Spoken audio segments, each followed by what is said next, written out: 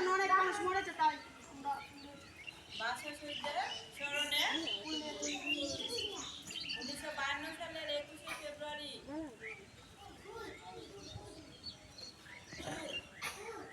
ভাষা আন্দোলন 1947 সালে যখন দেশ বিভক্ত হয়, ব্রিটিশদের কাছ থেকে যখন আমরা স্বাধীনতা লাভ করি, তখন দুইটা রাষ্ট্র হয়, একটা পাকিস্তান আর একটা ভারত। এই উপমহাদেশে দুইটা রাষ্ট্র হয়, একটা পাকিস্তান আর একটা ভারত।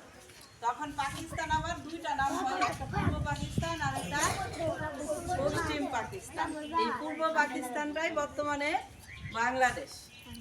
তো দেশ বিভক্তি হওয়ার পরে যখন পাকিস্তান এবং বাংলাদেশের জন্ম হইল, তখন কি হইল, পাকিস্তানিরা আমাদের উপরে পাকিস্তানের রাষ্ট্রভাষা উঠত, জানো কি সবাই? ওই ভাষাটা আমাদের রাষ্ট্রভাষা হিসাবে কার্যকর করতে চাইছিল কেন্দ্রীয় সরকার। তখন পূর্ব পাকিস্তানের এরা এটা আর মানে নাই, কারণ আমাদের রাষ্ট্রভাষা বাংলা চাই, কারণ আমরা মাতৃভাষা বাংলা, আমরা কেন উর্দুর কথা বলি।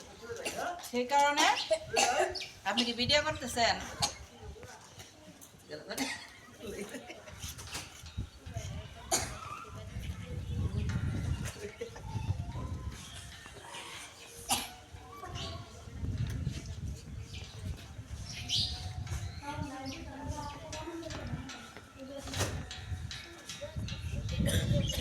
তখন কি করলো, বাঙালির উপরে যখন Urdu and Urdu shall be state Pakistan, Mohammad Ali Jinnah যখন কার্জন হলে এই ঘোষণা দিল, তখন